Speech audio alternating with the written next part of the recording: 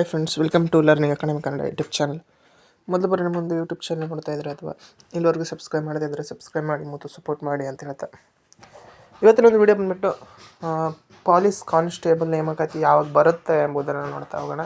ಸುಮಾರು ದಿನದಿಂದ 1-2 ತಿಂಗಳು 3 ತಿಂಗಳಾಯಿತು ನೇಮಕಾತಿ ಆಗುತ್ತೆ ಆಗುತ್ತೆ ಆಗುತ್ತೆ ಆಗುತ್ತೆ ಆಗುತ್ತೆ ಅಂತಿದ್ದಾರೆ. ಒಟ್ಟು ನೇಮಕಾತಿ ನೋಟಿಫಿಕೇಷನ್ ಬರ್ತಾಯಿಲ್ಲ. ಯಾಕೆ ಒಂದು ನೋಟಿಫಿಕೇಷನ್ ಬರ್ತಾಯಿಲ್ಲ ಮತ್ತು ಯಾವಾಗ ಬರ್ಬೋದು ಅಂಥೇಳಿ ಈ ವಿಡಿಯೋದಲ್ಲಿ ನೋಡ್ತಾ ಹೋಗೋಣ. ಏನಪ್ಪ ಅಂತಂದರೆ 4500 ಕಾನ್ಸ್ಟೇಬಲ್ ಹುದ್ದೆಗಳ ನೇಮಕಾತಿ ಮಾಡ್ತೀವಿ ಅಂತೇಳಿ ಸಚಿವರು ಪ್ರತಿಯೊಂದು ಮಾಧ್ಯಮದಲ್ಲಿ ಸಿಕ್ಕಾಗ ಪ್ರತಿಯೊಂದು ಟೈಮ್ ಸಹ ಹೇಳ್ತಿದ್ದಾರೆ. 3 ದಿನದಲ್ಲಿ ಬರುತ್ತೆ, 1 ವಾರದಲ್ಲಿ ಬರುತ್ತೆ ಅಂತಂದರು. ಇನ್ನಾದರೂ ಸಹ ನೋಟಿಫಿಕೇಷನ್ 3 ತಿಂಗಳೇ ಆಯಿತು, ಇನ್ನಾದರೂ ಸಹ ಬಂದಿಲ್ಲ. ಯಾವಾಗ ಬರುತ್ತೋ ಏನೋ ಗೊತ್ತಿಲ್ಲ. ಇದರಲ್ಲಿ ಏನಪ್ಪ ಅಂತಂದರೆ ಹೈಕೋರ್ಟು ಒಂದು ತೀರ್ಪನ್ನು ನೀಡಿದೆ. ಪ್ರೆಸೆಂಟು ತಡೆ ಮಾಡಿದ್ದೆ ಈ ಒಂದು ನೋಟಿಫಿಕೇಷನ್ ಯಾವುದು ಮಾಡುವಂತಿಲ್ಲ ಅಂತೇಳಿ. ಯಾಕಂತಂದರೆ ಮಾಡಿದರೂ ನೀವು ನೆಕ್ಸ್ಟ್ ನಾವು ಏನು ತೀರ್ಪು ಕೊಡ್ತೀವಿ ಈ ಒಳ ಮೀಸಲಿಗೆ ಸಂಬಂಧಪಟ್ಟಿರುವಂತೆ ಅದರ ಅನುಸಾರ ನೀವು ಬಡ್ತಿ ಕೊಡಬೇಕಾಗ್ತದೆ.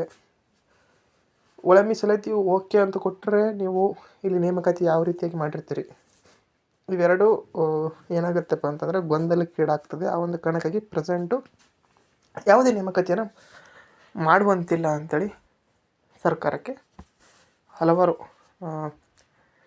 ಅಂದರೆ ಇದು ಹೈಕೋರ್ಟು ಸೂಚನೆ ನೀಡಿದೆ.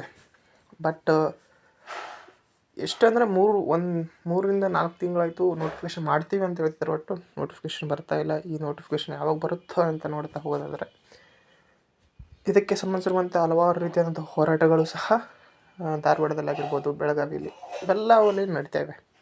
ರಾಜ್ಯದ ವಿವಿಧೆಡೆ ಹೋರಾಟಗಳು ಸಹ ನಡೀತಾ ಇವೆ.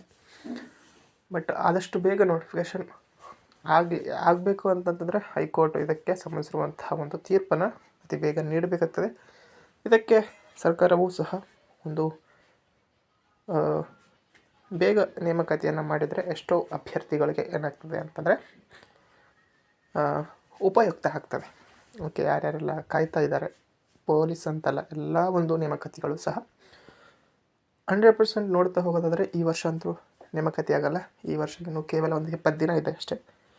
ಮುಂದಿನ ವರ್ಷ ನೇಮಕಾತಿ ಆಗ್ಬೋದು. ಅದು ಜನವರಿಯಲ್ಲಿ ಆಗುತ್ತೋ ಫೆಬ್ರವರಿ ಆಗುತ್ತೋ ಎಂಬುದನ್ನು ನಾವು ಕಾದು ನೋಡಬೇಕು. ಯಾಕಂತಂದರೆ ಈಗ ಪ್ರೆಸೆಂಟು ಅಧಿವೇಶನ ನಡೀತಾ ಇದೆ, ಚಳಿಗಾಲ ಅಧಿವೇಶನ.